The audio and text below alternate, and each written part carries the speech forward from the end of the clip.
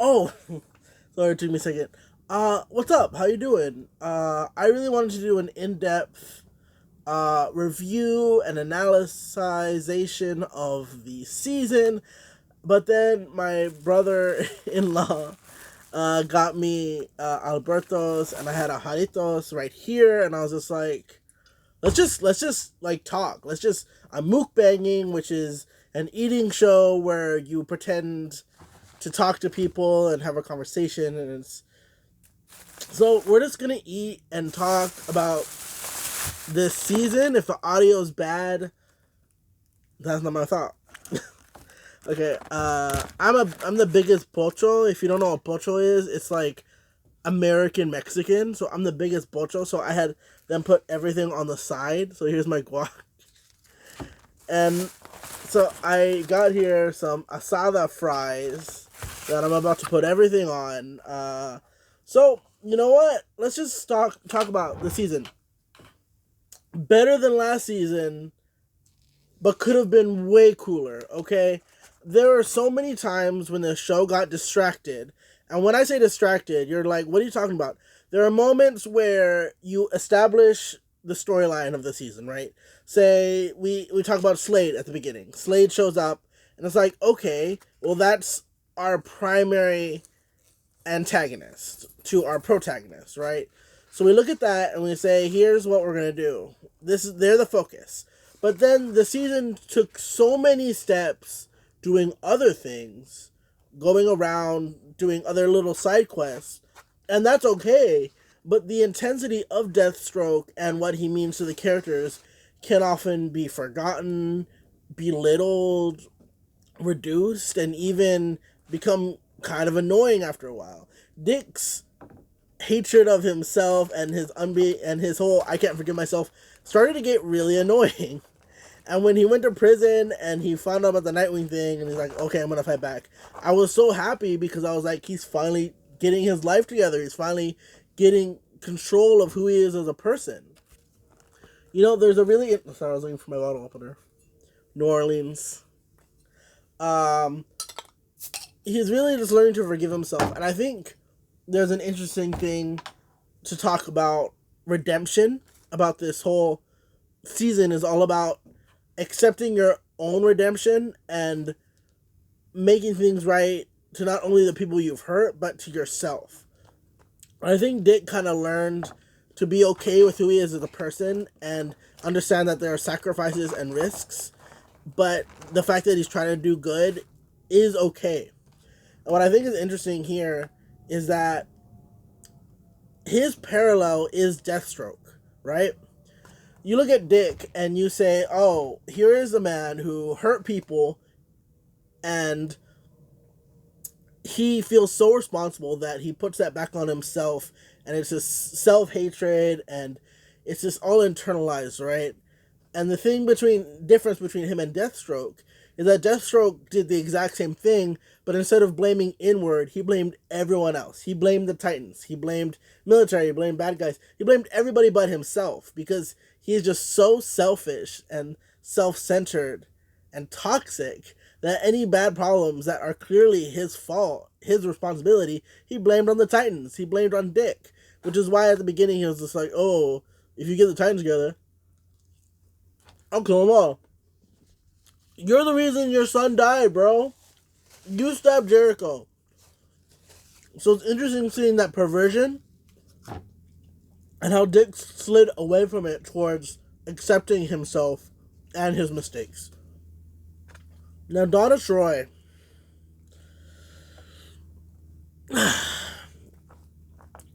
She was another one of those background characters that when she got highlighted, it was more so in the relation to her and other characters rather than her as a person.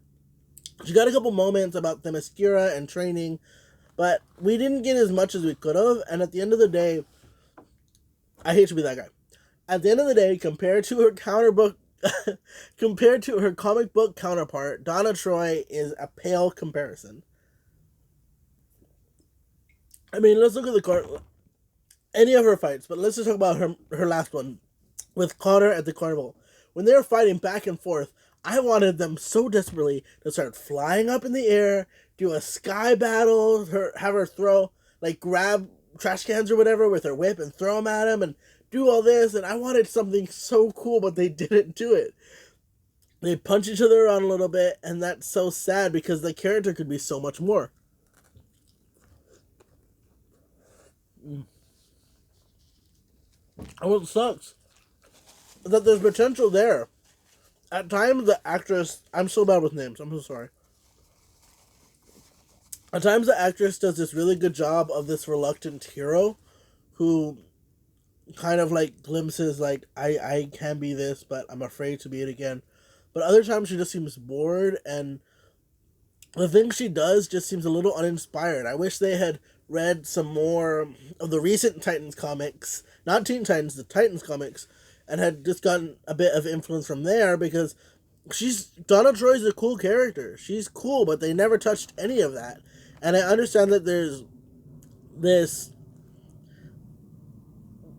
gap between translation and source material, and whenever you move something from there to at point A to point B, things are lost and added, but I just felt like they didn't add anything really cool, and it was just, they lost a lot of coolness.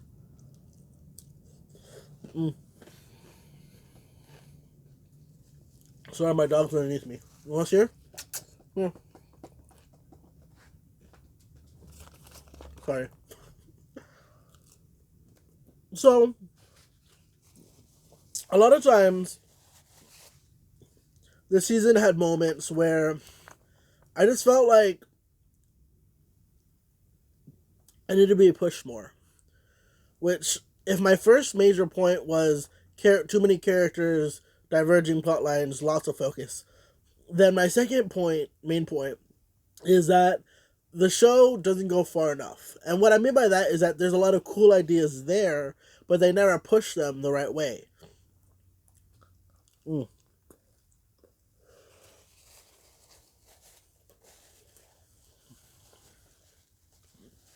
And for most of these pushings, I'd really like that to be with the action scenes, fight choreography, and with sets, because most of the lighting and the sets they're realistic, and that's fine and whatever, but I don't know, I just wanted them to be more vibrant. I wanted them to pop more, which is maybe why I like the carnival so much, because there was so much color background. Like, you could screen grab so many things from that episode. So I like that about it. But yeah, I just wish it was pushed farther with these ideas and powers. And there were not a lot of fights I would say are memorable. I would say even the Deathstroke fight, which is like the penultimate action piece in the entirety of this series, feels rushed and weirdly prolonged. Like, we took so long. We took 12 episodes to get to this final confrontation, and the fight ends within under the first 15 minutes of the 50 minute episode. Like, if the relationship between Dick and Deathstroke and the reformation of the Titans is like the main crux of that season, you think they'd push that plot point towards the end rather than having the Cadmus stuff be at the end. But they had that right at the beginning, and it was strange. And I'm not sure why that was done, because the death of Donna Troy, sad as it is, if they're going to go that way, wouldn't you rather have her be killed off by Deathstroke? Because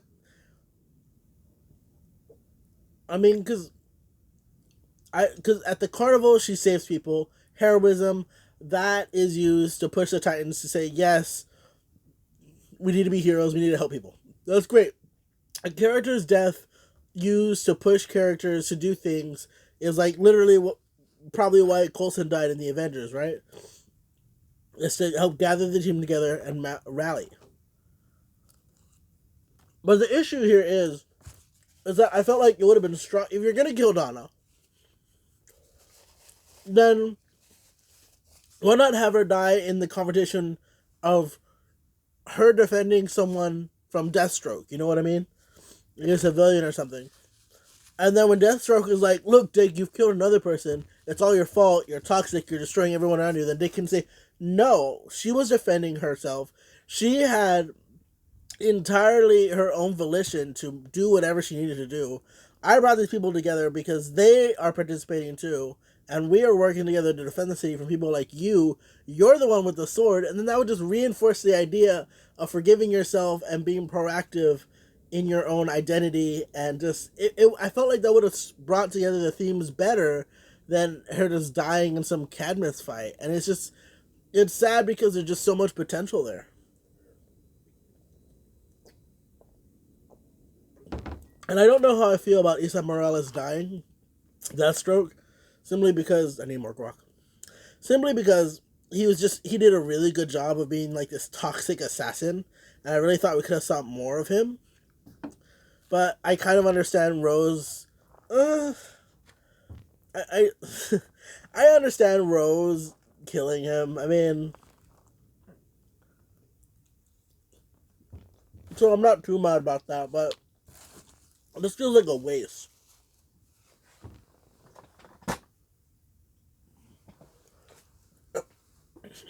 Sorry. I am so gross. So, if I had to do my top characters, I'm going to wrap this up soon. Because I know you're tired of hearing me chew and eat and gross. If I had to do my top characters, I'm not going to number this, but Starfire, Garfield,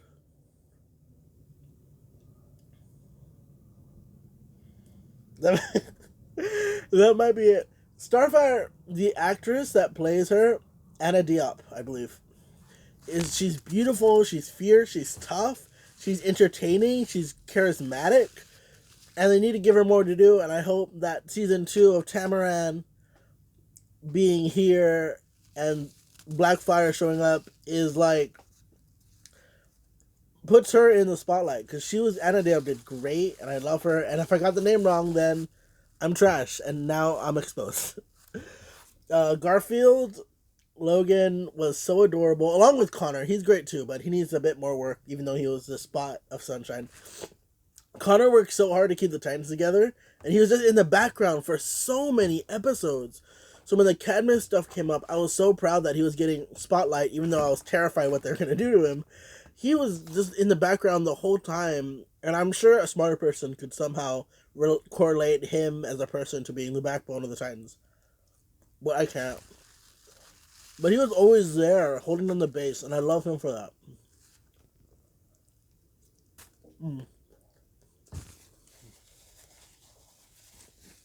So hopefully next season, they do two things. They narrow the scope of the show a bit, pertaining, and when I say that, I mean pertaining to the characters. I'd say cut half of them off. Nightwing, Garfield, and during the season let him turn into other animals already, because he's only been like 2. Dick, Garfield, Corey, Rose Wilson, and maybe one other person. But everybody else needs to go. Jason, he did a great job. He had a lot of emotional scenes, but what is he going to do? Maybe have him feature Hawk, Dove, get out of there. Bruce, Ian, Glenn. Was fine. It was fine. And I would really like the Tamaran Blackfire story be the main focus, and have them invade the Earth and have that parallel the Titans' notoriety. So it's like final episode or 2, Tamaran comes and attacks San Francisco, and then the Titans come out in all their like new costumes, give Starfire a costume finally, and then just have them defend the city and have people be like, here are the Titans. Because I don't know, when at the Carnival episode, when all the people were saved and like the Titans were there and all the civilians came out and they're all clapping, saying like, Titans, Titans, Titans. Like, that's how I feel whenever I read or see a good piece of Titans material. And I'm like, yes, Titans, Titans, Titans. And I loved seeing them praised so much. So I hope in the next season they build them up, especially with their PR. Maybe get